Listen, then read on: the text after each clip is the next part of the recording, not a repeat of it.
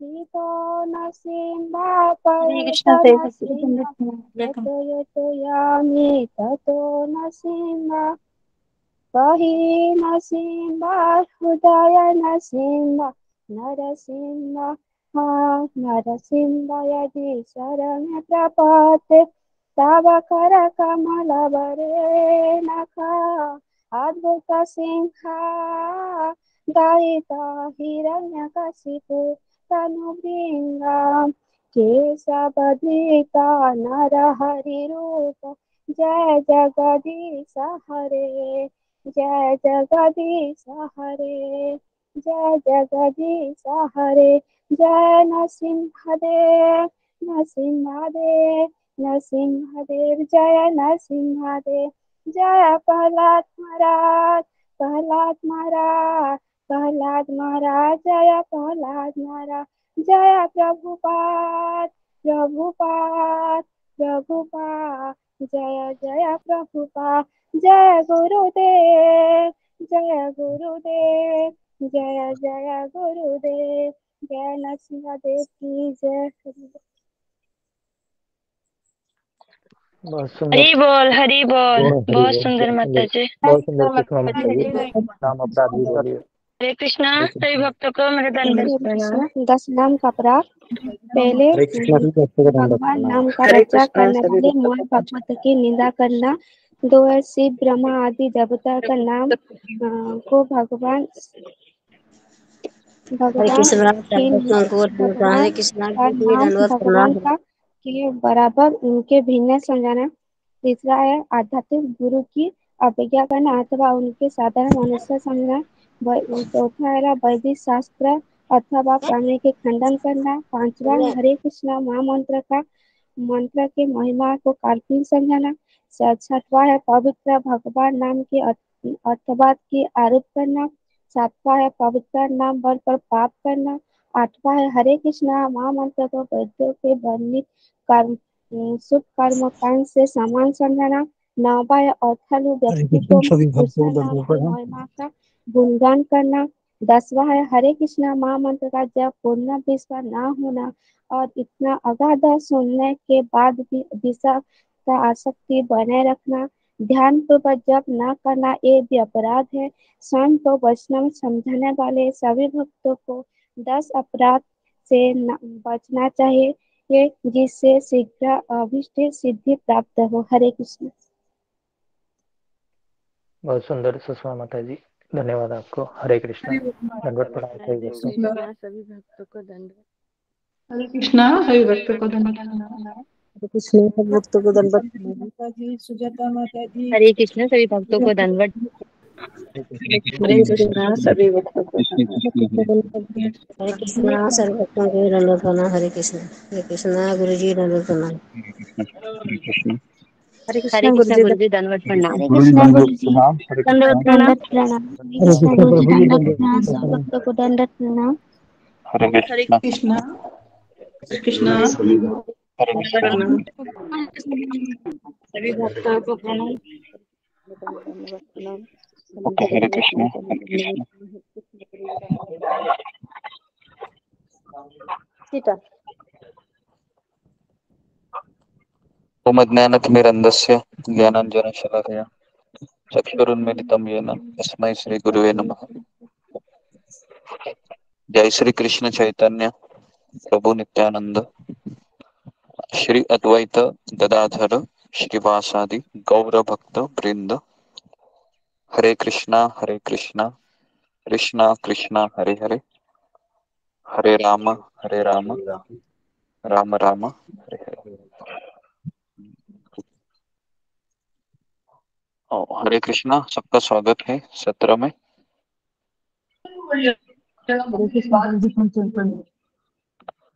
जी हरे कृष्णा गुरु जी जी।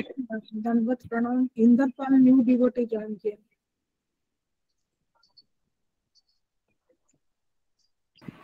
हरे कृष्णा गुरु जी दंडवत प्रणाम। हरे कृष्णा सभी भक्तों को। हरे कृष्णा सभी भक्तों को दंडवत प्रणाम। हरे कृष्णा सर्व भक्तों को दंडवत प्रणाम। गुरु जी दंडवत प्रणाम। सभी भक्तों को दंडवत प्रणाम।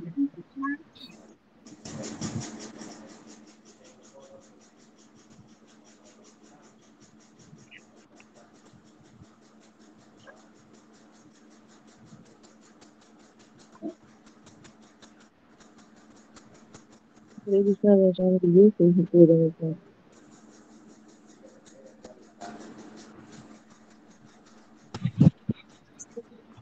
प्रणाम हरे कृष्णा सही भक्त को नमस्कार।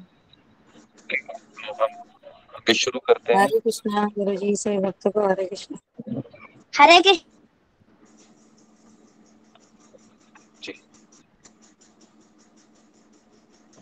तो आज हम एक विशेष जैसे कि जगन्नाथ बलदेव सुभद्रा का जो रथ यात्रा है, तो रथ यात्रा कौन से दिन है, कोई मुझे बता सकता है? 20 तारीख को है। 20 तारीख को है। 20 तारीख को। 20 तारीख जी, तो 9 दिन बाकी हैं। तो इसके उपलक्ष्य पर हम आज आपको जगन्नाथ बलदेव सुभद्रा की कथा बताएंगे कि किस तरीके से भगवान जगन्नाथ जी, बलदेव जी और सुभद्रा जी का प्राकट्य हुआ। तो ये कथा बहुत रोमांचित करने वाली है कि किस तरीके से भगवान अवतरित होते हैं, खास करके जब इस संसार में आना चाहते हैं तो भगवान है वह अपनी इच्छा से अवतरित होते हैं।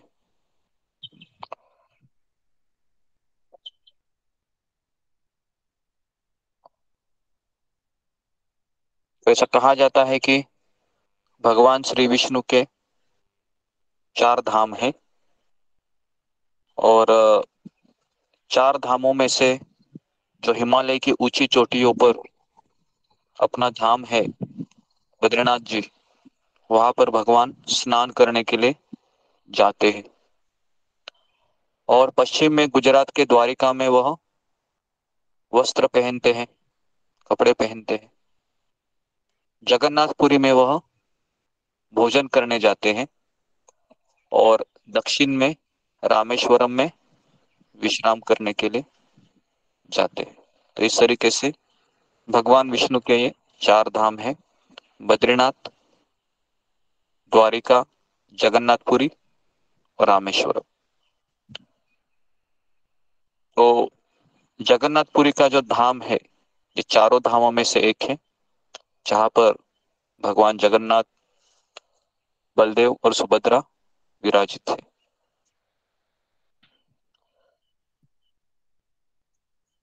तो पुराणों में इस धरती को, जहां पर जगन्नाथपुरी धाम है, उसको वैकुंठ कहा गया है। इसी को श्री क्षेत्र, पुरुषोत्तम क्षेत्र, नीलाचल, नीलगिरी और श्री जगन्नाथपुरी धाम भी कहते हैं। तो आज हम इसकी कथा का आपको वर्णन करके बताएंगे कि किस तरीके से भगवान है वो यहाँ पर प्रकट होते हैं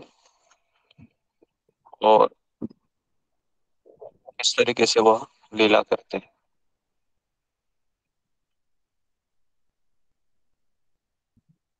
तो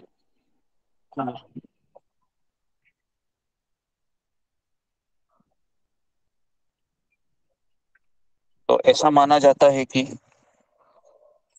सत्य युग में, जैसे 4 युग होते हैं, सत्य युग, त्रेता युग, द्वापर युग और कलयुग। इन चारों युगों में से सत्य युग में इंद्रद्युम्न नाम का एक वैष्णव राजा राज्य करते थे। राजर्षि थे ये, क्योंकि इन्होंने अपने जीवन में धर्म, अर्थ, काम, इन 3 चीजों का अच्छे से निष्ठा से पालन किया था और वह मोक्ष के लिए वह उत्तेजित हो रहे थे। तो उन्होंने अपने राज्य में पुरोहितों को बुलाया और कहा कि मुझे मोक्ष की प्राप्ति करनी है, तो आप जितने भी भारत में साधु लोग हैं, ऋषि मुनि रहते हैं, तो आप उनको यहाँ पर लेके आ जाइए। तो सारे ऋषि मुनि आते हैं और अपनी अपनी राय देते हैं। तो एक ऋषि मुनि कहते हैं कि नीलाचल नाम का एक पश्चिमी तट पर, पश्चिमी नहीं पूर्व तट पर एक महासागर है। वहां पर एक सरोवर है। उस सरोवर के बगल में नील माधव करके एक विग्रह है, जहां पर अगर आप चले जाते हैं हे राजा, तो वहां पर आपको मोक्ष की प्राप्ति हो जाएगी। तो ये जो सत्ययुग के राजा थे, इंद्रद्युम्न राजा, इनका राज्य है अवंती से मालवा तक फैला हुआ था। तो अवंती ये किसे कहते हैं? तो आंध्र प्रदेश, और मालवा ये राजस्थान को कहते हैं। तो भगवान विष्णु के भक्त होने के कारण ये हमेशा भगवान की सेवा करने के लिए उत्सुक रहते थे।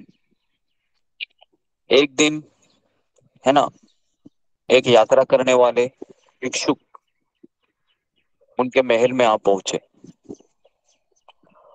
उन्होंने उग्र देश यानी उड़ीसा के बारे में बताया कि विश्व वसु नाम का एक सबल आदिवासी एक गुप्त गुफा में नील माधव के रूप में भगवान विष्णु की पूजा करता है। इन नाम को आप अच्छे से याद रखिए कि किस तरह से, क्योंकि ये कथा तभी आपको समझ में आएगी क्योंकि इस कथा में बहुत सारी कथाएं हैं। तो सब लोग अपने कैमरे को ऑन रखिए ताकि आपको रिमूव ना हो जाए। ओके, तो इसलिए आपको इस कथा को कैमरा ऑन करके ही सुनना बहुत जरूरी है। ओके, और मुझे कोई एडमिन बना दीजिए इसमें। जी, जैसे कि और भी भक्त है, तो कृष्ण मोहन प्रभु आप इस चीज को देखिए कि जी गुरु जी। इसका अगर कैमरा ऑफ है, ताकि नहीं तो क्या होता है कि सबके साथ इनजस्टिस हो जाता है। सबको लगता है कि मुझे भी एडमिन बना दीजिए प्लीज। हरे कृष्ण।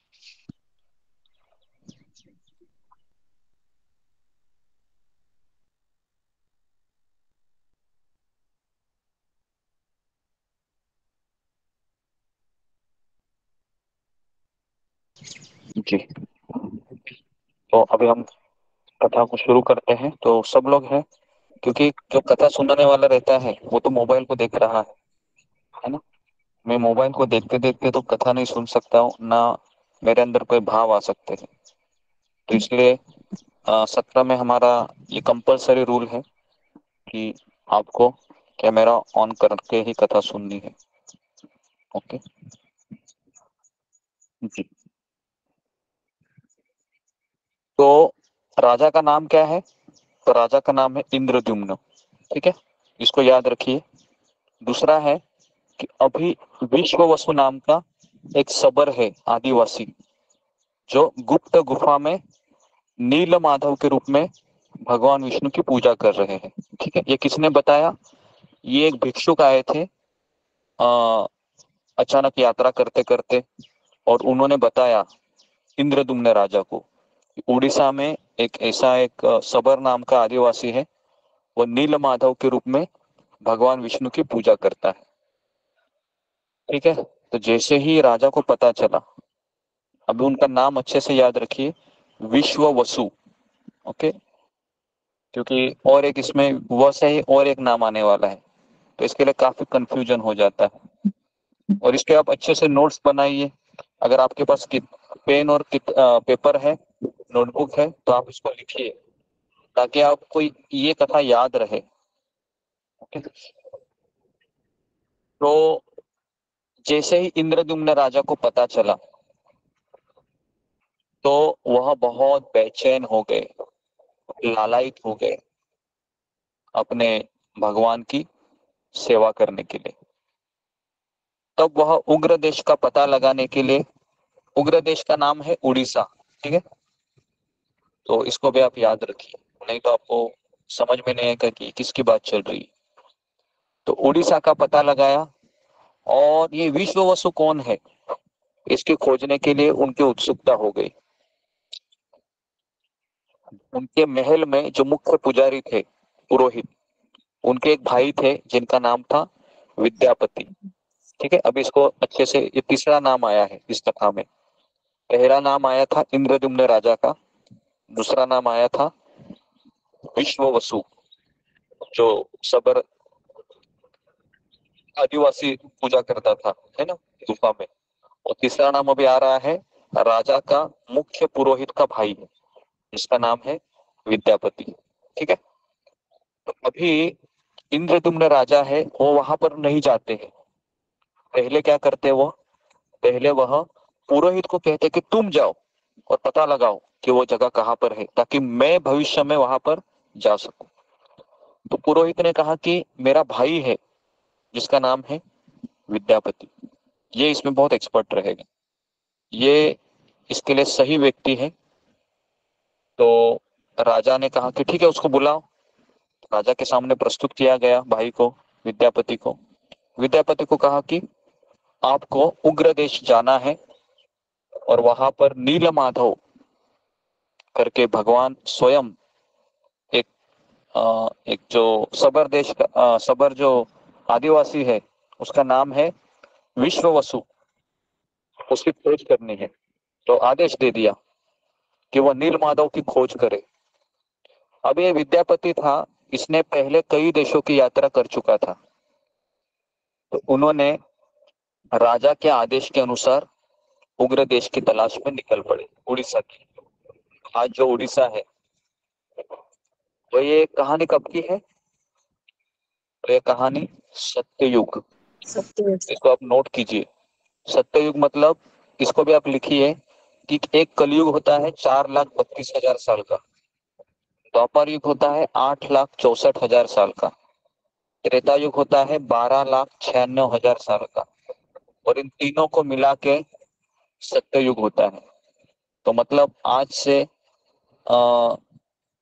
कम से कम अगर हम इनको एक साथ मिलाए, है ना, 12, 8, 20, 26, तो कम से कम 30 लाख साल पहले की ये बात है।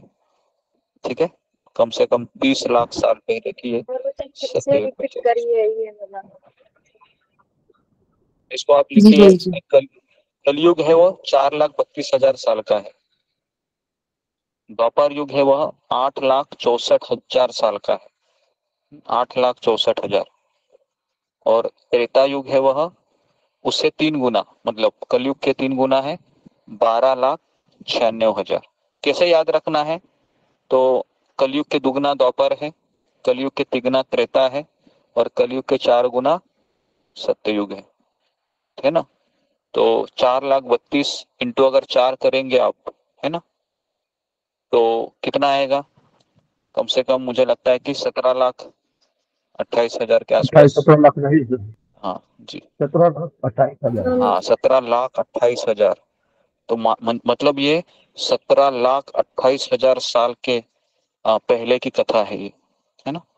तो इसके लिए आप इन नामों को भी आप परिचित रहिएगा। अवंती आपने सुना है, अवंती नाम आपने इसमें से भी सुना होगा रामायण में, है ना। तो अवंती किसे कहते हैं, तो आजकल का जो आंध्र प्रदेश है ना, आंध्र प्रदेश को अवंती कहते हैं। तो है ना, तो इस तरीके से इस पृथ्वी पर कई लोगों ने राज्य किया है ना। जैसे 320 सदी में चाणक्य राजा भी आए थे, राजा नहीं था वो, चंद्रगुप्त मौर्य राजा थे, मंत्री था। और चाणक्य उनका मंत्री था, और उन्होंने इतना राजनीति और मंत्री नहीं इसके थे ऊपर, गुरुजी, उनके गुरु थे चाणक्य। हाँ उनके गुरु थे, लेकिन उनके आध्यात्मिक गुरु नहीं थे, उनको वह नहीं, राजनीति के गुरु थे। हाँ तो इसीलिए उन्होंने उनको एक तरीके से ट्रेनिंग दी, और ऐसे कई लोग यहाँ पर आ गए। शिवाजी महाराज करके अंतिम राजा थे, जो शिल प्रभुपाद जी कहते हैं कि अंतिम क्षत्रिय राजा थे शिवाजी महाराज। शिवाजी महाराज के बाद कोई ऐसा राजा नहीं था जिन्होंने अपने स्वार्थ को बगल में रखकर प्रजा के हित के बारे में सोचा। तो कलयुग के अंतिम राजा थे वो शिवाजी महाराज। उसके बाद ये अभी जितने भी राजे हैं वो एक तरीके से क्षत्रिय नहीं है वो, ठीक है। तो इस तरीके से अभी उनका नाम है, जो पुरोहित का भाई था, क्या नाम था उनका, विद्यापति। विद्यापति। हाँ, तो अभी देखिए विद्यापति है निकल पड़े हैं किसकी खोज में? नील माधव की खोज में। जो भगवान विष्णु की पूजा करते थे वो कौन करता था? वो सबर आदिवासी का नाम क्या था? विश्ववसु। विश्ववसु। हाँ, विश्ववसु था। तो लेकिन राजा इंद्रद्युम्न भगवान विष्णु को देखने के लिए बहुत बेचैन हुए थे और ये जो नील माधव की खोज करने के लिए विद्यापति निकल पड़े थे। विद्यापति का क्वालिफिकेशन क्या था कि उन्होंने इसके पहले कई देशों की यात्रा कर चुके थे, तो उनको उसका अभ्यास था। ओके, तो इस तरीके से अभी अगला चैप्टर शुरू होता है। अभी अभी अब इसको एक ये चैप्टर वाइज मैं इसको आपको बता रहा हूँ। पहला चैप्टर का नाम था कि अ, इंद्रद्युम्न राजा का परिचय। ठीक है, अभी हम दूसरा चैप्टर में जा रहे हैं। इसके शीर्षक है कि अ, विद्यापति का भगवान नील माधव को खोजना। तो अभी विद्यापति है वह भगवान नील माधव को खोजेंगे अभी इस चैप्टर में, इस सेक्शन में। तो ऐसे कम से कम 5 से 6 सेक्शन है ताकि आपको याद रहेगा। सिस्टमेटिकली मैं बताने जा रहा हूँ ताकि जगन्नाथ बलदेव सुभद्रा की कथा आप सबको किसी को ना किसी को आप तुरंत बता सके। कई बार हमको कथा पता होती है लेकिन सिस्टम से पता नहीं होती है, बीच में हम कुछ भी बोल देते हैं।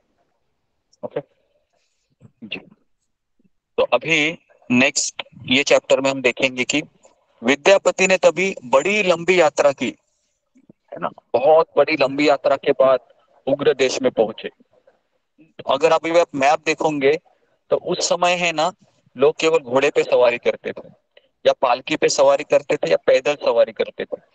तो अगर आप आंध्र प्रदेश देखोगे, आंध्र प्रदेश से उड़ीसा, है ना, जो डिस्टेंस है वो बहुत लंबा रहेगा। तो बहुत लंबी यात्रा के बाद वह कहाँ पर पहुंचे? उग्र देश। उग्र देश मतलब उड़ीसा। ओके, उड़ीसा को उग्र देश कहते हैं। तो वहां पर वो सबर जो आदिवासी समाज था, आदिवासी मतलब आप समझ में आ रहा होगा आपको, जो बहुत ही ऐसे ग्रामीण लोग रहेंगे और केवल है ना, एक गाँव में निम्न रहेंगे। जाति, STS हाँ, पिछड़ी हुई निम्न जाति जाति, के लोग पिछड़ी रहेंगे। जाति गाँव में रहने वाले। हाँ, निम्न जाति के लोग रहेंगे, भेड़ बकरी को चराते होंगे, है ना, और कैसे तो वलखल पहनते हुए रहते होंगे जंगल में ही। तो ऐसे सबर के सरदार थे विश्ववसु, उनको मिले और उन्होंने अपनी पहचान और उद्देश्य को छिपाया। क्यों छिपाया था? क्योंकि अगर सच सच बताऊंगा मैं तो शायद मैं जो राजा ने मुझे बताया है, जिस चीज के लिए मुझे भेजा है, शायद मैं वो कर नहीं सकूंगा। तो इसके लिए उन्होंने क्या किया, उन्होंने पहले दोस्ती कर ली, वहां रहे वो, और वहां रहते हुए उनकी मुलाकात विश्ववसु की सुंदर बेटी थी, उसका नाम था ललिता। ठीक है, तो उनका नाम था ललिता। उनसे उनकी मुलाकात हुई और दोनों एक दूसरे को पसंद किए, दोनों में प्रेम हो गया। फिर उन्होंने गुप्त तरीके से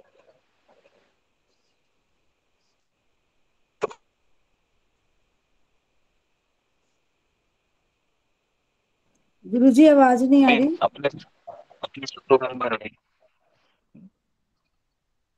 कुछ दिन है वह दोनों विश्व ये जो विद्यापति था और उसकी जो बेटी थी विश्ववसु की ललिता, तो दोनों ही ससुराल में रहे और उन्होंने ससुराल में रहते हुए देखा कि उनका जो ससुर थे जिनका नाम था विश्ववसु, ये आधी रात कहीं पर बाहर जाते थे और अगले दिन लौटते थे।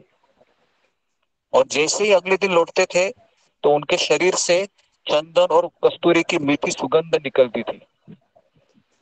अभी विद्यापति ने अपने पत्नी से पूछा, किसको? ललिता से, कि ये तुम्हारे पिताजी रात को कहाँ जाते हैं? और हर रात को जाते हैं और सुबह जब आते हैं तो बहुत मीठी सुगंध आती है चंदन की, कस्तूरी की। तो ललिता ने पहला तो टाल दिया, है ना, क्योंकि उसको पता था कि पिताजी ने उनको कहा था कि ये बात किसी को बताना नहीं है, सीक्रेट है। तो ललिता थी उसकी पत्नी, तो टाल दिया। लेकिन कुछ देर बाद जब पति ने ज्यादा ही ये किया है ना, नहीं तुमको बताओ, बताना ही पड़ेगा है। तो शादी होने के बाद पत्नी किसकी हो जाती है? शादी होने के बाद पत्नी पति के पति की हो जाती है ना, तो उसको पति का ज्यादा फॉलो करना पड़ता है, इतना से भी ज्यादा। तो इसके लिए ज्यादा ही इंसिस्ट किया विद्यापति ने। तो कहा कि मेरे पिताजी नील माधव की पूजा करने के लिए हर रात एक जंगल के गुफा में जाते हैं। तो विद्यापति इस जानकारी की तलाश में थे, है ना, क्योंकि उसी के लिए वो आए थे। तो एक चीज याद रखें, कभी कभी अपना मकसद पूरा करने के लिए कई चीजें हमको ग्रहण करने पड़ते हैं। अगर आप चाणक्य का इतिहास अगर आप पढ़े होंगे, तो उसमें भी चाणक्य अपनी रणनीति को, है ना, वो जो मगध देश का राजा था धनानंद, तो उसको निकालने के लिए कई चीजों को वो स्वीकार करते हैं। वो यहाँ तक वो विष कन्या का भी प्रयोग करते हैं, है ना। जो विष कन्या होती है वह राजा को मार डालती थी उस समय। तो विद्यापति ने ललिता से शादी की। शादी करने का कारण क्या था? शादी करने का कारण यही था कि जो राजा ने मुझे जिम्मेदारी दी है ना, उसका निर्वाह हो। ओके, तो इस तरीके से अभी ललिता ने सारी बात बताई, मेरे पिताजी कहाँ जाते हैं, किसकी पूजा करते हैं। और जैसे ही विद्यापति को पता चला कि जो राजा ने मुझे बताया था ना, उसकी जानकारी मुझे मिल गई और बहुत खुशी हो गई। और अभी लेकिन वो गुफा का स्थान को जानने के लिए उत्सुक थे, कहाँ पर वो जगह है ना, ताकि इसके बारे में वो राजा इंद्रद्युम्न को बता सके। किसी का माइक चालू है, माइक को बंद कीजिए। रंजना माता जी, माइक को बंद कीजिए। तो इसके बारे में राजा इंद्रद्युम्न को बता सके, तो इसके लिए वह उत्सुक हो गए थे। लेकिन अभी भी अधूरी इंफॉर्मेशन ही थी, क्योंकि उन्होंने देखा नहीं था किस मार्ग से जाते हैं, और बहुत सीक्रेट था वो। तो अभी इसके लिए विद्यापति ने अपनी पत्नी से कहा, ललिता से, कि ललिता, तुमको तुम्हारे पिता से ये उगलवाना ही पड़ेगा कि मुझे, मतलब तुम्हारे पति को नील माधव के दर्शन करने हैं, तो इसकी आप व्यवस्था कीजिए। तो पहले तो ललिता के पिताजी ने मना किया कि इन्होंने विश्व वसु, इन्होंने मना किया। लेकिन बेटी ने बहुत अनुरोध किया कि नहीं, मेरे पति को देखने हैं, आप कुछ तो व्यवस्था कीजिए, है ना। तो यहाँ पर दूसरा चैप्टर क्लोज होता है, ठीक है। अभी तीसरा चैप्टर ओपन होता है। अभी विद्यापति को भगवान नीलमाधव के दर्शन होते हैं, ठीक है। तो यहाँ पर अभी तीसरा सेक्शन हमारा शुरू होता है। अभी पहले तो ललिता ने यह कहकर मना किया कि यह असंभव है, क्योंकि उसके पिता कभी सहमत नहीं होंगे। लेकिन जैसा कि अभी मैंने कहा कि कुछ झिझक के बाद उसने अपने पिता से इस संबंध में बात की, तो उनके पिता अपनी बेटी के अनुरोध को मानते हुए अनिच्छा से सहमत हुए।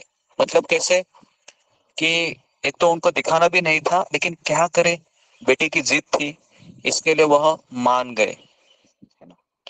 तो फिर यह निश्चित किया गया कि विद्यापति, लेकिन एक शर्त रखी गई फिर, कि विद्यापति को मैं दर्शन कराऊंगा इसके, नील माधव के। लेकिन विद्यापति को विश्व वसु ने कहा कि तुम्हारी आंख पर मैं पट्टी बांधूंगा। क्या कहा? तुम्हारी आंख पर पट्टी बांधूंगा। क्यों पट्टी बांधा गया था? कौन मुझे बताएगा? ये फिंगर को रेज कीजिए कि पट्टी बांधने के पीछे क्या ऐसा प्रयोजन था विश्व वसु का। ऋतुपूर्ण। हरे कृष्ण गुरु जी, दंड प्रणाम, सभी भक्तों को दंड प्रणाम। गुरु जी, उनका जो विश्वास, वो नहीं चाहते थे कि विद्यापति वो सब देखे, रास्ता देखे और भगवान के बारे में उनको पता चले, इसीलिए वो कहे कि आँख में पट्टी बांधेंगे। जी जी जी जी जी।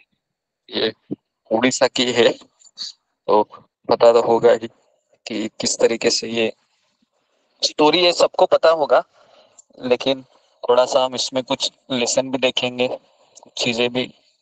हाँ, तो इस तरीके से अभी ये विद्यापति ये चतुर भी थे, लेकिन क्योंकि ये पुरोहित के भाई थे, पूरी दुनिया घूम के आए थे, राजा ने बहुत भरोसा किया था, तो विश्ववसु ये पहचान नहीं पा रहे थे कि विद्यापति कौन है करके।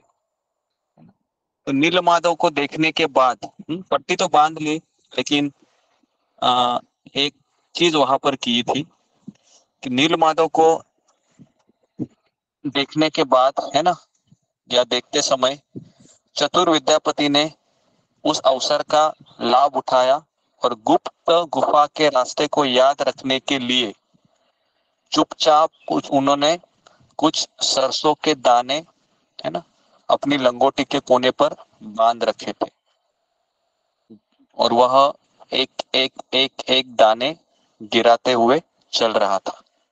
ठीक है, तो इसको कहते हैं बुद्धिमानी, बराबर है, इसको कहते हैं इंटेलिजेंट, बराबर है। कोई भी व्यक्ति है ना, अगर आप अभी उनकी जगह पर होते थे तो क्या हमारे दिमाग में ये आइडिया आती थी? बहुत रेयर है, कम है। कलयुग के दिमाग में तो बिल्कुल नहीं आएगी ऐसी आइडिया, है ना, क्योंकि कलयुग के दिमाग में केवल फेसबुक व्हाट्सएप पे घूमता रहता है, तो ये आइडिया ऐसे आएगी ही नहीं। तो अभी ये जो आ, विद्यापति थे, ये बहुत चतुर थे, और इन्होंने सरसों के दाने गिराए, और वहां पहुंचकर जब विद्यापति ने नील माधव को देखा तो विद्यापति की आंखें खुशी से चमक उठी। उनका लक्ष्य और उद्देश्य पूरा हो गया था, लेकिन उस लक्ष्य और उद्देश्य पूरा करने के लिए क्या क्या क्या करना पड़ा था उनको? उनको ललिता से शादी करनी पड़ी थी, ललिता से प्रेम का निर्वाह करना पड़ा, है ना, तो ये सब करना पड़ा उनको। तो नील माधव के आराधना में कुछ समय लगाकर वह लौट आए, और उसके बाद ललिता को भी कहा कि मैं वापस आऊंगा, है ना, और इस तरीके से उन्होंने वचन दिया ललिता को, और इसके बाद फिर विद्यापति कहाँ गए? अवंती वापस लौट आए। इतना सबको समझा होगा, है ना। तो तीन सेक्शन हमारे खत्म हुए। पहला सेक्शन था इंद्रद्युम्न राजा का परिचय, दूसरा था कि विद्यापति है वह अवंती से प्रस्थान करते हैं उग्र देश के तरफ खोजने के लिए, तीसरा था कि नील माधव के अभी दर्शन करते हैं, और अभी चौथा सेक्शन शुरू होगा, और ये था कि भगवान नील माधव का अंतर्धान होना, नेक्स्ट चैप्टर। अभी देखो इतना सब किया किसने? विद्यापति ने, है ना, और सरसों के दाने भी गिराए ताकि इस मार्ग का पता चले, लेकिन हुआ क्या अभी? तो नील माधव है वह अंतर्धान होते। कैसे होते हैं? तो अवंती पहुंचकर विद्यापति ने इंद्रदुम्न को अपने निष्कर्ष बताए, और इतने उत्सुक थे कि उनकी प्रतीक्षा कर रहे थे इंद्रदुम्न। उन्होंने जब सुना कि ये जो पुरोहित का भाई था विद्यापति, ये यशस्वी होकर लौट आया है अवंती में, तो इंद्रदुम्न इतने लालायित हो गए थे नील माधव का वर्णन सुनकर कि उन्होंने कहा कि मुझे मुझे नील माधव के दर्शन करने ही है, क्योंकि और इंद्रदुम्न कोई समय नहीं गंवाना चाह रहे थे। फिर और उनकी इच्छा थी कि नील माधव को वो कहाँ लाएंगे? अवंती में, अपने राज्य में लाएंगे, बराबर है। तो राजा इंद्रदुम्न ने फिर क्या किया? राजा इंद्रदुम्न ने सोचा कि हम उग्र देश के ऊपर आक्रमण करेंगे। राजा इंद्रदुम्न ने अपनी सेना के साथ उग्र देश पर आक्रमण की तैयारी की। इंद्रदुम्न में उग्र देश पर आक्रमण किया, सबसे पहले किसको कैदी बनाया? विश्ववसु को। अभी विश्ववसु को सब समझ में आ गया कि मेरे साथ क्या हो गया है। उनको ये भी पता चला कि मेरे जो बेटी का जो मेरा जो दामाद है ना, ये विद्यापति, इसकी चालाकी भी समझ में आई। और फिर राजा ने विश्ववसु से नील माधव को दिखाने का आग्रह किया, लेकिन विश्ववसु ने साफ इनकार किया। विश्ववसु ने साफ इनकार किया। लेकिन इसी बीच क्या हुआ, बारिश का मौसम शुरू हो गया। देखिए, वो राजा विष्णु का भक्त थे। कोई दूसरा राजा होते तो क्या करते थे, कनपट्टी पे पिस्तौल रखते थे और कहते थे तुमको दिखाना ही पड़ेगा। लेकिन विष्णु के भक्त थे वो, तो उन्होंने कहा कि मुझे दिखाओ। लेकिन उन्होंने इनकार किया। इनकार करने के बाद भी राजा इंद्रदुम्न ने उसको कोई क्षति नहीं पहुंचाई, है ना। लेकिन हम यहाँ पर देखते हैं कि पहले के जो राजा थे, जैसे क्रूर राजा था चाणक्य पंडित के समय, राजा धनानंद, जो मगध देश का राजा था, है ना। जब वह एक राजा था, राजा जनक करके, उन्हीं का बेटा था ये चाणक्य। तो राजा जनक के ऊपर वह देशद्रोह का आरोप लगाते हैं। ये धनानंद है वो रातों रात बहुत सारी संपत्ति मगध की कहीं जाके छुपा लेता है। तो जब आवाज उठाते हैं शिक्षक लोग मगध के, तो इसमें वो जनक थे। लेकिन जनक राजा को वह इस जनक जो ये था शिक्षक, इसको वो कैदी बनाकर उनको मार डालते हैं। मार नहीं डालते हैं, लेकिन वह कुछ खाते पीते नहीं है और फिर वह शरीर छोड़ देते हैं। तो इस तरीके से उनको देशद्रोही, है ना, देशद्रोही का आरोप लगाते हैं, क्योंकि वो राजा का सुनता नहीं था। लेकिन ये राजा इंद्रदुम्न था, ये भगवान का भक्त था। तो जैसे ही इसी बीच बारिश का मौसम शुरू हो गया, विद्यापति के द्वारा जो फेंके गए सरसों के बीज थे, गुफा के रास्ते पर पीले फूल के रूप में छा गए, है ना। तो फूलों के रास्ते पर चलकर चलकर इंद्रदुम्न महाराज और विद्यापति दोनों गुफा तक पहुंच गए। तो गुफा में पहुंचने तक कोई उनको समस्या नहीं हुई, क्योंकि वह पीले कलर के फूल उनका रास्ता ताक रहे थे। लेकिन जब वे वहां पर पहुंचे तो क्या हुआ, भगवान नीलमाधव अंतर्धान हो चुके थे, वहां पर नहीं थे। अभी देखिए, इतना सब किया गया था, है ना। क्या क्या क्या नहीं किया। विद्यापति को भेजा, विद्यापति ने शादी किया, शादी होने के बाद फिर आक्रमण किया। आक्रमण करने का कारण यही था नीलमाधव के दर्शन हो। लेकिन इतना सब करके क्या हुआ, नीलमाधव के दर्शन ही नहीं हुए। नीलमाधव अंतर्धान हो चुके थे। राजा बहुत निराश हो गए। गुस्से में उन्होंने उग्रदेश को घेरने का फैसला किया। तो अचानक फिर आकाशवाणी हुई। आकाशवाणी में कहा कि हे राजन, हे इंद्रदुम्न राजा, आप मेरे शुद्ध भक्त विश्ववसु को कैद करके घोर अपराध किए हैं। क्या कहा कि आपने मेरे भक्त विश्ववसु को कैद करके बहुत बड़ा अपराध किए हैं, इसलिए मैं वहां से अंतर्धान हो चुका हूं। और तुमने ये घोर अपराध किया है, इसलिए मैं तुम्हें नीलमाधव के रूप में दर्शन नहीं दूंगा। मेरा तुमको आदेश है कि विश्ववसु को तुरंत रिहा करो।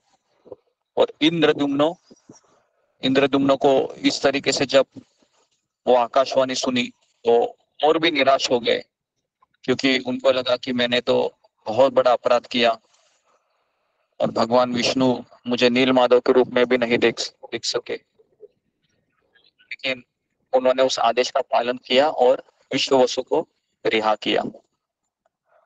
लेकिन रिहा करने के बाद उनको इतना पश्चाताप हुआ कि उन्होंने, एक तो उनको लगा कि मुझे भगवान के दर्शन भी नहीं मिले और मेरे से वैष्णव अपराध भी हुआ।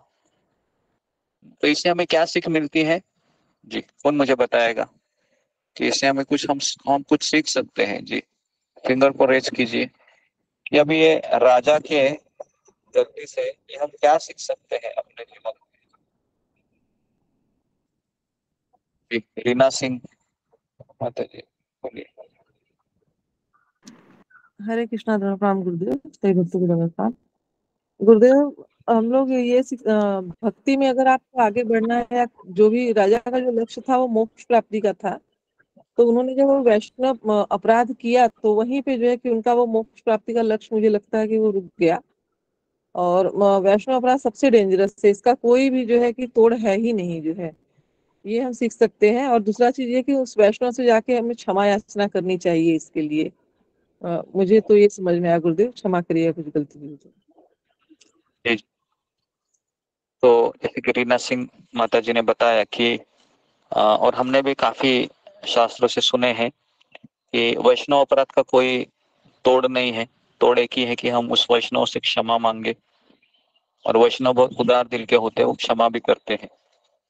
लेकिन भगवान ने और एक अवसर इसलिए, मतलब भगवान कुछ कहे ही नहीं बेसिकली, तो हालांकि भगवान ने उनको इसलिए अवसर दिया कि वो वैष्णव राजा थे और वो क्षत्रिय थे, तो आक्रमण करना उनका स्वभाव ही था।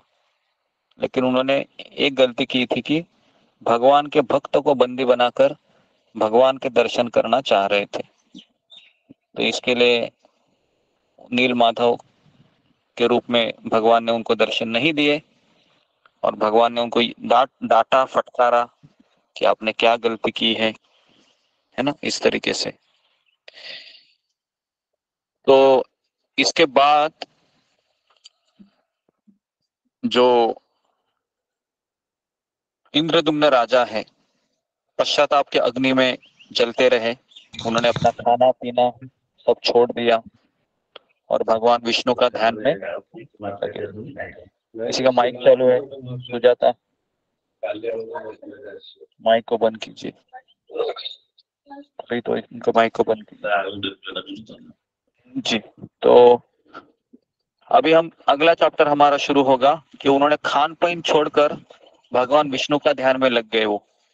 ओके, तो उन्होंने कहा कि मैं तपस्या करूंगा, अभी मैं कुछ नहीं खाऊंगा, कुछ नहीं पीऊंगा, बस भगवान का ध्यान में लगा रहूंगा। मैंने बहुत बड़ा अपराध किया है। उन्होंने क्षमा भी मांगी उनसे कि मुझे क्षमा कीजिए। उन्होंने क्षमा भी किया, लेकिन फिर भी वो अपने आप को दोषी समझ रहे थे। तो इस तरीके से यहाँ पर ये चैप्टर है वो अभी खत्म हो गया। लेकिन अभी अगला चैप्टर शुरू हो रहा है कि भगवान श्री कृष्ण और द्वापर युग का अंत कैसे हुआ। तो इसमें शॉर्ट में हम आपको बताएंगे कि दूसरी तरफ भगवान कृष्ण ने एक महान जल प्रलय के माध्यम से यदुवंश का अंत किया। ठीक है, हम सबको वो कथा भागवत में आएंगी, तब हम पढ़ेंगे यदुवंश का अंत कैसे हुआ, है ना। तो अब भगवान कृष्ण के लिए इस भौतिक जगत को छोड़ने और द्वापर युग का अंत करने का समय आ गया था। इस प्रक्रिया में वह द्वारका के पास के जंगलों में भटक रहे थे, क्योंकि यदुवंश का संहार हो चुका था। क्योंकि वो एक जगह है जहां पर वो पिकनिक के लिए जाते हैं। कौन सी जगह थी वो, कौन बताएगा मुझे? सारे यदुवंश के लोग जब उनको प्रयाग ओके हाँ प्रयाग करके जगह जाते हैं, वहां पर प्रभास क्षेत्र है ना, प्रभास क्षेत्र में वो जाते हैं। और हम सबको पता है कि किस तरह से वो श्राप दिया गया था नारद मुनि के द्वारा, क्योंकि खेलते खेलते यदुवंश के जितने बच्चे थे उन्होंने शाम को एक स्त्री का रूप दिया था, अगर आपको पता होगा। और उसको गर्भवती के स्त्री में उसको मतलब बनाया गया था।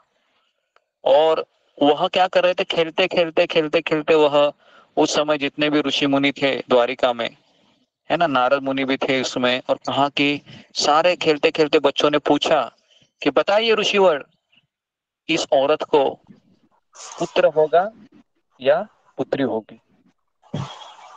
तो उसके बाद फिर वह इतने भड़क गए वो सारे ऋषिवर, और कहा कि ना इसको पुत्र होगा ना इसको पुत्री होगी, इसके गर्भ से एक लोहे का मुसल पैदा होगा, और उस लोहे का मुसल ही पूरे यदुवंश का विनाश का कारण बनेगा।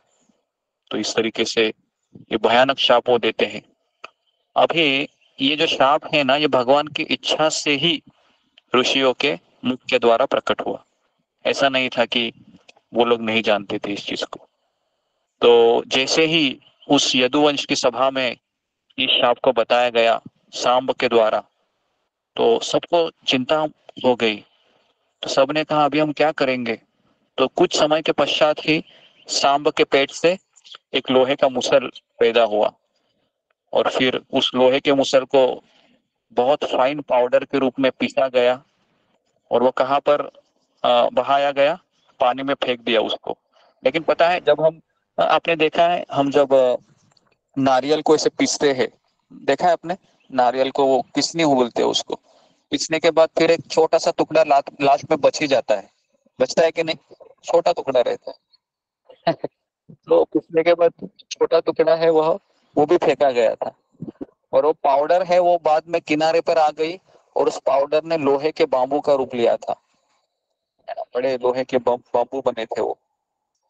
और उसके बाद फिर प्रवास क्षेत्र के जगह पर ये जब पिकनिक मनाने गए थे योग माया के प्रभाव के नीचे, भगवान की इच्छा थी ये, तो वहां पर उन्होंने मदिरा पी थी।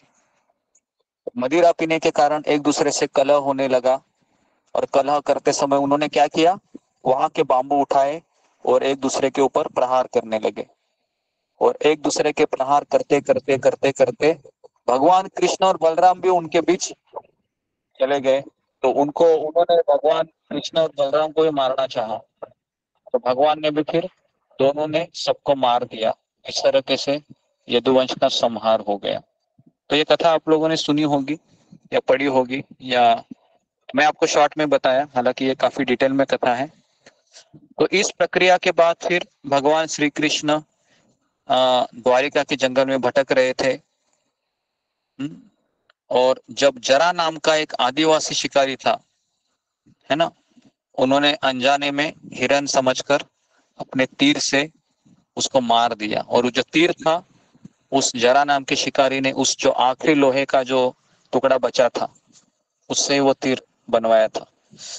तो जब जरा को अपनी गलती के बारे में पता चला, तो वो रोने लगा। उसने भगवान कृष्ण से क्षमा करने के लिए कहा। भगवान कृष्ण ने कहा कि ये मेरी इच्छा थी कि तुम मुझे इस तरीके से मारो। इस घटना को, उनके अवतार को समाप्त करने के लिए भगवान ने इसको निर्धारित किया गया था। भगवान कृष्ण ने जरा को अपने शरीर को, है ना, विसर्जित करने के लिए कहा, लेकिन जरा है उनके शरीर को पूरी तरीके से विसर्जित नहीं कर सका। कहा जाता है कि इस आग में उनका हृदय और नाभि का भाग जला नहीं था। हालांकि अभी आप कहोगे कि ये भगवान का शरीर कैसे जला हो सकता है। तो देखिए, हमारे आचार्य लिखते हैं कि भगवान का शरीर है वो दिव्य होता है, लेकिन जो अभक्त होते हैं, वो भगवान को भगवान नहीं मानते हैं, तो उन लोगों को माया में गिराने के लिए या उनके बुद्धि को एक भ्रमित आवरण चढ़ाने के लिए भगवान श्री कृष्ण है वो इस तरीके के लीला करते हैं, ताकि उनको ऐसा लगे कि ये कृष्ण सामान्य पुरुष ही थे, इनका भी शरीर जलाया गया। तो बहुत सारे लोग इस चीज में कंफ्यूज होते हैं कि अगर भगवान थे तो उनका इस तरीके से संस्कार क्यों हुआ। तो हम इस चीज को नहीं समझ सकते हैं, लेकिन आचार्य कहते हैं कि भगवान का दिव्य शरीर है, वो उनके साथ वो गोलोक धाम चले गए, और भगवान ने एक भ्रमित शरीर, मायावी शरीर छोड़ा था, है ना, ताकि लोग भ्रमित हो जाए और कृष्ण को पहचान न सके। अभी कोई लोग कहते हैं कि भगवान ऐसा क्यों करते हैं, क्योंकि कुछ लोग हैं वह भगवान को भगवान नहीं मानना चाहते हैं। तो ऐसे लोगों की इच्छा को पूर्ण करने के लिए भगवान ऐसा पाखंडी जो मायावी रूप है वो छोड़ देते हैं। तो उस समय जो नाभि और हृदय ये भाग जला नहीं था, तो हालांकि जैसा आदेश दिया गया था, फिर कृष्ण के अवशेषों को समुद्र में विसर्जित कर दिया, और उसके बाद एक दिव्य लकड़ी के रूप में वह तैरते हुए जगन्नाथपुरी के समुद्र के तट पर पहुंचा। समझ में आया हो, इस तरीके से वो दिव्य लकड़ी थी। उस लकड़ी पर शंख, चक्र, गदा, पद्म, ये 4 चिन्ह थे। उसको क्या कहा जाता है, उसको दारू ब्रह्म कहा जाता है। अगर आपने सुना होगा कि हर 12 साल में जगन्नाथ जी का विग्रह बदलते रहता है, बराबर है, जगन्नाथ बलदेव। तो उस समय ये दारू ब्रह्म की लकड़ी से ही उनके विग्रह को बनाया जाता है। अगला चैप्टर अभी शुरू हो रहा है कि राजा इंद्रद्युम्न को श्री कृष्ण के हृदय को मिलना। तो जब इंद्रद्युम्न ध्यान में थे तब भगवान विष्णु उनके सपने में प्रकट होते हैं, क्योंकि वो बहुत ध्यान कर रहे थे ना, खाना पीना सब छोड़ दिया था पछतावे के अग्नि में। तो उन्हें उल्लेख किया कि यह जो जगन्नाथपुरी के पास एक लकड़ी के दारू के रूप में समुद्र में तैरते हुए आएंगे। तो सपने में क्या कहा कि भगवान विष्णु ने कहा कि जगन्नाथपुरी के पास एक बड़ा विशाल समुद्र है, तो वहां पर एक लकड़ा है, वो तैरते हुए आएगा, वो मेरा स्वयं रूप है और मेरी छवि है। तो उस लकड़े से तुम क्या करोगे, उस लकड़े से तुम विग्रह बनाओगे। तो इंद्रद्युम्न तुरंत ध्यान से बाहर आ गए और वो बाकुम्भ मांडव करके एक जगह है, वहां पर पहुंचे। शुभ संकेत के साथ इंद्रद्युम्न को पवित्र लकड़ी का वो दारू ब्रह्म दिखाई दिया। शुभ संकेत क्या थे, उसमें 4 चिन्ह थे, शंख, चक्र, गदा और पद्म। तो जो जगन्नाथपुरी में जो विग्रह बनाते हैं, है ना, तो कभी कभी कुछ लकड़ा है वो बच जाता है, तो उस लकड़े से फिर छोटे छोटे जगन्नाथ बलदेव सुभद्रा के विग्रह बनते हैं। तो वो भी प्राण प्रतिष्ठित विग्रह होते हैं। तो हम जब जगन्नाथपुरी गए थे, मुझे लगता है कि हम फरवरी में थे वहां पर, तो उस समय हमने ऐसे नोटिस भी भेजा था जिनको ये प्राण प्रतिष्ठित विग्रह चाहिए। तो 3 से 4 भक्तों को हमने वहां पर भेजा था, जगन्नाथ बलदेव सुभद्रा के विग्रह प्राण प्रतिष्ठित। एक गौरी राठौड़ माता जी को भेजा था, उसके बाद और एक माता जी को भेजा था, और एक अभी गुरुजी आप म्यूट हो गए। म्यूट हो गए गुरुजी। गुरुजी म्यूट हो गए। गुरुजी आप म्यूट है, ओके ओके, जी जी जी जी। तो ये गौरी राठौड़ माता जी को भेजा था, फिर सुषमा नेगी माता जी को भेजा था, और एक तीसरा है उनको भेजा था ओजस्वी गुप्ता करके, है ना, ओजस्वी गुप्ता। तो इनको तीनों को भेजा था हमने, तभी विग्रह ये प्राण प्रतिष्ठित विग्रह। क्योंकि हम जिस मंदिर में हम रुके थे उस समय के जो गौड़िया मठ के जो पुजारी है, उन्होंने हमें कहा था कि अगर आपको ऐसे विग्रह चाहिए तो हमारे पास है। तो ये जो विग्रह विशेष होते हैं, क्योंकि ये दारू ब्रह्म का जो लकड़ी है, जो ये अभी इंद्रद्युम्न राजा को मिला था, है ना, तो इंद्रद्युम्न राजा उस पवित्र लकड़ी को लेके आए और उन्होंने विश्व वसु को बुलाया, कहा कि आप जरा हमारी सहायता करें इसमें। और उनकी सहायता से महल के पास एक मंच पर ले आए पूरा वो लकड़ा, और भगवान विष्णु की मूर्ति को तराशने के लिए कई अनुभवी मूर्ति को लगाया गया, मतलब बनाने के लिए, लेकिन कोई भी भगवान विष्णु की छवि को उसमें तलाश नहीं कर पाया।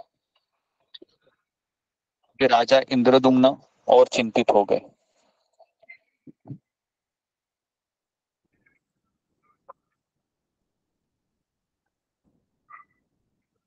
और चिंतित हो गए, और चिंतित होने के कारण उन्होंने वापस खाना पीना छोड़ दिया और सोचने लगे कि भगवान आप तो मेरे सपने में आए, आपने इतना सब कहा, लेकिन कैसे कैसे इन लकड़ियों को मैं आपके रूप का आकार दे दूं।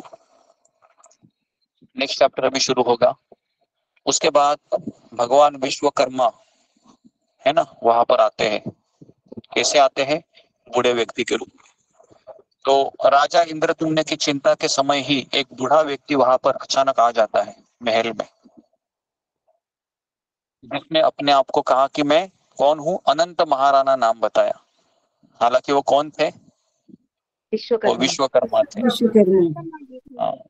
विश्वकर्मा थे। तो उन्होंने राजा को भरोसा दिलाया, देखिए राजा इंद्रद्युम्न, मैं सब कुछ संभाल लूंगा, मैं इस लकड़े के अंदर जो मूर्तियां छिपी है उनको प्रकट कर दूंगा, लेकिन मुझे इसके लिए कितने दिन लगेंगे? मुझे इसके लिए 21 दिन लगेंगे, और ये सब मैं अकेला करूंगा। विश्वकर्मा। मुझे किसी की आवश्यकता नहीं है। ठीक है, तो इस तरीके से उस बूढ़े व्यक्ति ने राजा को इस प्रस्ताव को रखा, और राजा ने भी उसको मान लिया। और लेकिन एक शर्त भी बताई। क्या शर्त बताई? कि जब तक कि काम पूरा नहीं होता है ना, तब तक आप मुझे डिस्टर्ब नहीं करोगे, आप मुझे डिस्टर्ब नहीं करोगे। तो राजा इंद्रदुम्न ने कहा कि ठीक है, जैसी आपकी इच्छा है। और ये भी कहा कि न कोई इस महल के अंदर प्रवेश करेगा जब मेरा कार्य चालू रहेगा। कहा कि ठीक है। दो शर्त बताई थी। पहली शर्त कि जब तक काम पूरा नहीं होगा तब तक कोई मुझे परेशान नहीं करेगा, कोई सवाल नहीं पूछेगा। और दूसरा है, कोई भी महल के अंदर प्रवेश नहीं करेगा।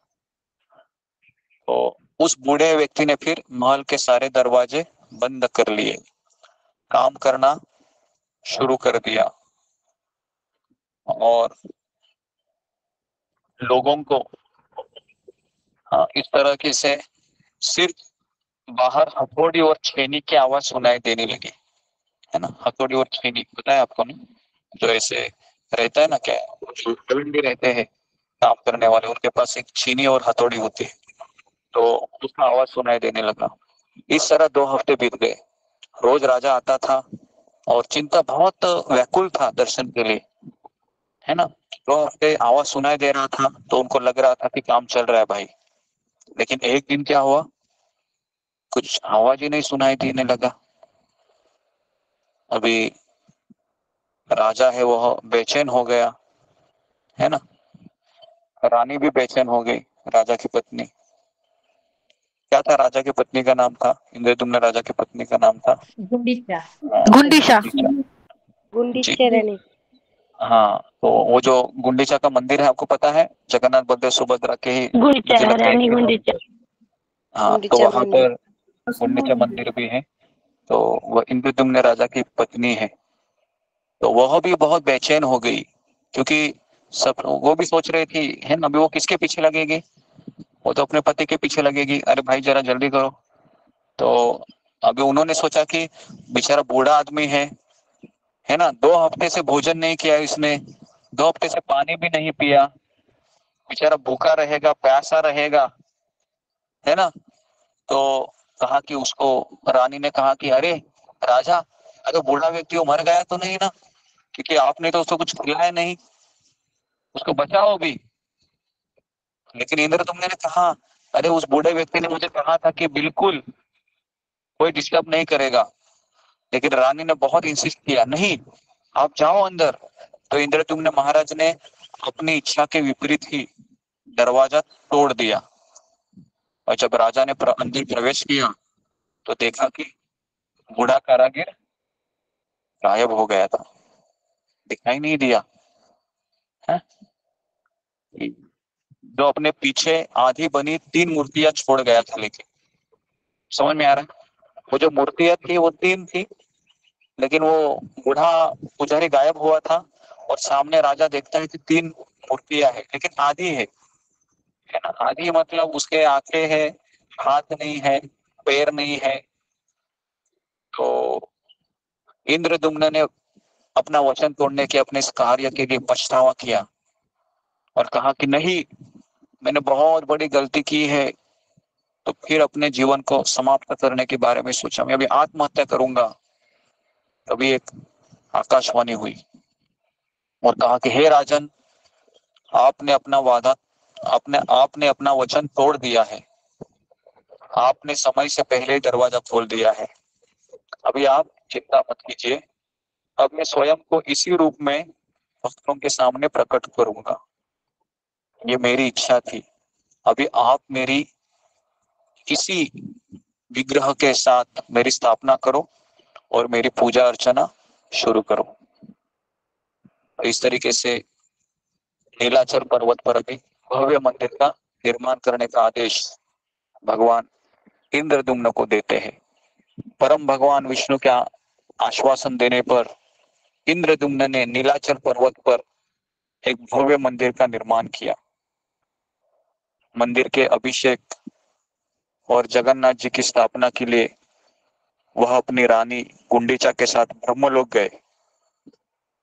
उन्होंने भगवान ब्रह्मा जी को आमंत्रित किया, लेकिन जब वह इंद्रदेव और गुंडीचा ब्रह्मलोक पहुंचे तो भगवान ब्रह्मा जी गहरे ध्यान में थे। तो ऐसा कहा जाता है कि ब्रह्मलोक में एक दिन मृत्युलोक के एक युग यानी 1 करोड़ वर्ष के बराबर होता है। समझ में आ रहा है? तो इसके लिए उन्होंने तब तक प्रतीक्षा की जब तक भगवान ब्रह्मा ने अपना ध्यान समाप्त नहीं किया। फिर उन्होंने भगवान ब्रह्मा से मंदिर को पवित्र करने और जगन्नाथ की स्थापना करने का अनुरोध किया कि आप चलिए अभी मेरे साथ। यहाँ पर उग्र देश में नीलाचल। तो ब्रह्मा जी ने कहा कि मैं क्यों चलूं, लेकिन कहा कि आपको ये करना है ना, स्थापना करना है। किसकी स्थापना करना है? कहा कि जगन्नाथ बलदेव सुभद्रा स्वयं भगवान की स्थापना करनी है। ठीक है, भगवान ब्रह्मा जी मान गए और जब वो लौटे तब एक युग बीत चुका था। एक युग बीत चुका था। इस लंबी अवधि के दौरान इंद्रद्युम्न के द्वारा निर्मित मंदिर रेत से ढका हुआ था, है ना। तो एक युग चला गया तो जो मंदिर बनवाया गया था पूरा रेत से ढका हुआ था। एक नया पौराणिक राजा काल माधव उसके राज्य पर शासन कर रहे थे। एक दिन जब काला माधव अपने घोड़े पर यात्रा कर रहे थे तब घोड़े का खुर मंदिर के शिखर पर टकरा गया। उसने उस जगह की खुदाई करवाई, फिर मंदिर का पुनरुद्धार किया। दूसरी तरफ जब इंद्रद्युम्न भगवान ब्रह्मा के साथ वापस लौटे तब उन्होंने काला माधव को अपने राज्य पर शासन करते हुए देखा और कहा कि राजा, वो जो काला माधव था उसने कहा कि ये मंदिर मेरा है, मैं इसका मालिक हूँ। अभी दोनों में फिर विवाद होने लगा, राजा इंद्रद्युम्न और वो राजा काला माधव। उन्होंने फिर भगवान ब्रह्मा से मध्यस्थता करने का आग्रह किया। भगवान ब्रह्मा के पूछताछ पर यह स्पष्ट हुआ कि इंद्रद्युम्न ने वास्तव में उस मंदिर का निर्माण किया था, लेकिन काला माधव ने इसे वापस बचाया था, इस मंदिर को। तो भगवान ब्रह्मा ने तब अभिषेक के अनुष्ठान को आगे बढ़ाया और इंद्रद्युम्न की भक्ति, उनकी पूजा और महान मंदिर के निर्माण से भगवान विष्णु बहुत प्रसन्न हुए। भगवान विष्णु ने राजा इंद्रद्युम्न से किसी भी वरदान को मांगने के लिए कहा। इस पर महान भक्त इंद्रद्युम्न ने कहा, यदि आप वास्तव में मुझ पर प्रसन्न हो तो मुझे एक वरदान दो कि मैं आपके धाम पर, है ना, पहुंच जाऊं और मैं तीनों गुणों से मुक्त हो जाऊं, ताकि कोई भी शरीर, है ना, ताकि कोई यहाँ पर दावा ना कर सके कि आपके मंदिर को उनके पूर्वजों द्वारा बनाया गया था। तो यही मुझे वरदान दीजिए, कहते हैं। और यदि भविष्य में आपका मंदिर या आपकी मूर्ति क्षतिग्रस्त या नष्ट हो जाए तो भी आप यहाँ रहेंगे, ये मुझे वरदान दीजिए। इस स्थान को आप कभी नहीं छोड़ेंगे। राजा की प्रार्थना के अनुसार भगवान विष्णु ने उन्हें वरदान दिया, लेकिन रानी गुंडीचा इस बात को सहन नहीं कर सकी, क्योंकि राजा ने कहा था कि मैं निर्गुण हो जाऊं, मैं निराकार हो जाऊं। कोई भी महिला निर्विकार नहीं रहना चाहेगी। वह स्वाभाविक रूप से दुखी हो गई, जिसे भगवान विष्णु समझ सकते थे। भगवान विष्णु ने उन्हें यह कहते हुए सांत्वना दी कि वह उनके घर में पैदा हुए हैं तो वे उनके बेटे के समान है और वह उनकी माँ है, वे उन्हें कभी मना नहीं कर सकते। हर साल रथ यात्रा के दौरान 9 दिन तक उनके पास आकर वह रुकते हैं, बराबर है। जब स्नान यात्रा होती है तो भगवान है वो 15 दिन के लिए बाहर नहीं निकलते हैं, बराबर है। और उसके उनके द्वारा बनाए गए स्वादिष्ट भोजन को खाते हैं 9 दिन।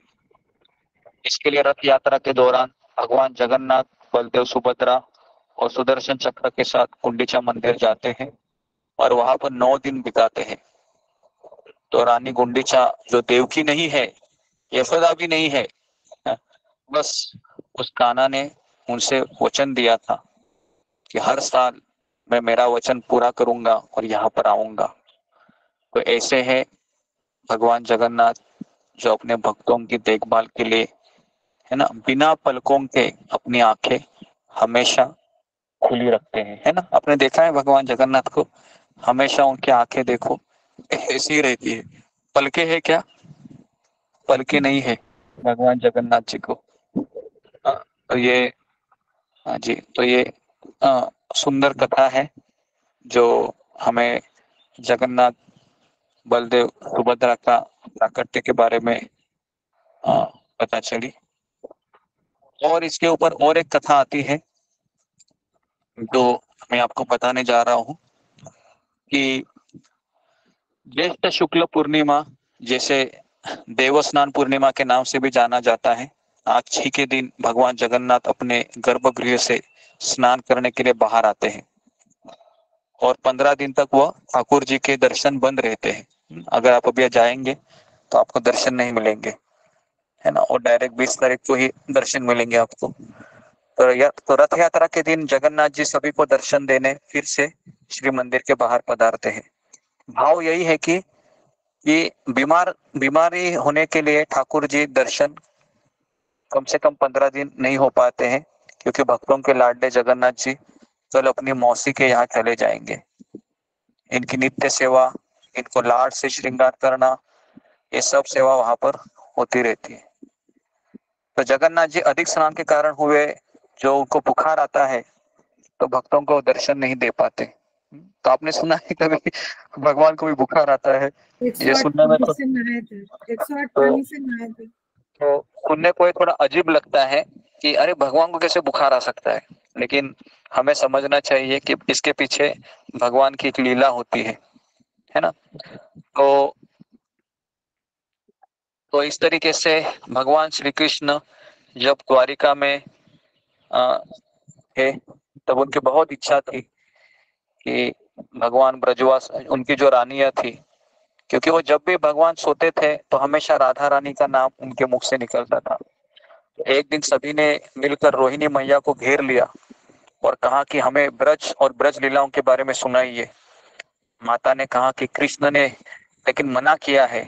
रानियों ने कहा कि अभी तो वे यहाँ नहीं है, तो फिर क्या करे। फिर द्वार पर सुभद्रा जी को बिठा दिया, अगर कोई आएगा, है ना, अगर किसी ने देख लिया तो सुभद्रा उनको रोकेगी। तो इस तरीके से रोहिणी माता मान गई। कक्ष के द्वार पर सुभद्रा जी को बैठा गया और अभी अंदर रोहिणी माता ब्रज की लीलाएं सुनाने लगी। सुभद्रा जी भी कान लगाकर सुनने लगी और लीला सुनने में इतनी मस्त हो गई कि उनको पता ही नहीं चला कब भगवान कृष्ण और दाऊ बलराम उनके दोनों ओर आकर बैठ गए हैं और इस तरीके से लीला श्रवण का रसास्वादन कर रहे थे। और फिर लीला का रसास्वादन करते करते कई बार प्रेम के अष्टसात्विक विकार उनमें प्रकट होते हैं और ऐसा उनका रूप बनता है, आंखें उनके फैल जाती है, आंखों में आंसुओं की धाराएं बहती है, सारा शरीर पुलयमान हो जाता है। तो ऐसी ही लीला भगवान जगन्नाथ, बलदेव, सुभद्रा जी ने भी उस समय की थी, द्वापर युग में, है ना। तो ये जो रूप है भगवान का, अद्भुत रूप है। तो यहाँ पर मैं कथा को समाप्त करता हूँ, क्योंकि मेरे पास अभी 1% ही बैटरी है, तो शायद ये कभी भी लुप्त हो सकती है। तो इसलिए मुझे यहाँ पर अभी क्लोज करना पड़ रहा है और आशा करता हूँ कि ये कथा आपको अच्छी लगी होगी। आपने पहले सुनी भी होगी इसको, लेकिन मैं इसको स्टेप बाय स्टेप सुनाने का सोच रहा था। आप अच्छे से एलाबोरेट करते हैं, बहुत अच्छे लगते हैं। तो जी, तो इस तरीके से आप ये जो भगवान जगन्नाथ, बलदेव, सुभद्रा, है ना, तो अगले इतवार में हम क्या करेंगे, जो जगन्नाथ जी की कुछ लीलाएं हैं है ना। जैसे जगन्नाथ जी के लक्ष्मी जी के साथ भी लीलाएं है, भक्तों के साथ भी लीलाएं है। तो ये सारी लीलाएं हम अगले इतवार को देखेंगे उसी समय पे, ताकि हम भगवान जगन्नाथ को अपने घर बैठे याद कर सके। इनके घर में जगन्नाथ जी का विग्रह भी रहेगा, तो जितना हम भगवान के बारे में सुनेंगे उतना हमारा भगवान का प्रेम, भगवान से प्रेम और बढ़ेगा और बढ़ेगा और बढ़ेगा, है ना। और हम अपने घर में जगन्नाथपुरी धाम का अनुभव कर सकते हैं। तो कहानी सुनाने के पीछे गुरुजी फूलेयमान बोले, शरीर फूलेयमान बोले तो हाँ? क्या है वो? क्या बोल रहे? आपने बताया ना वो फूलेयमान शरीर है करके और आंख बड़े अष्ट सात्विक विकार बोलते हैं उसको। अष्ट सात्विक विकार मतलब अगर हमको अष्ट सात्विक विकार आते हैं तो आंखों से पानी आना, ये सब होता है। तो भगवान के हृदय, भगवान के शरीर में जब होता है तो जगन्नाथ बलदेव सुभद्रा का जैसा रूप होता है उनका। तो और ये रूप कभी है जब भगवान अपनी ही कथा सुनते हैं वृंदावन की, तो भगवान का रूप ऐसा होता है। समझ में आ रहा है? तो इसके लिए वृंदावन का भाव भगवान का इतना गहरा है कि स्वयं भगवान भी अपने आप को रोक नहीं पाते हैं। इसके लिए वृंदावन की लीलाएं है हमें इतनी मधुर है कि हमें हमेशा सुननी चाहिए। तो यहाँ पर मैं रुकता हूँ। बहुत बहुत धन्यवाद आप सबका। हरे कृष्णा प्रभु जी, दंडवत प्रणाम। हरे कृष्ण गुरु जी, दंडवत प्रणाम। हरे हरे हरे हरे गुरु जी, दंडवत प्रणाम।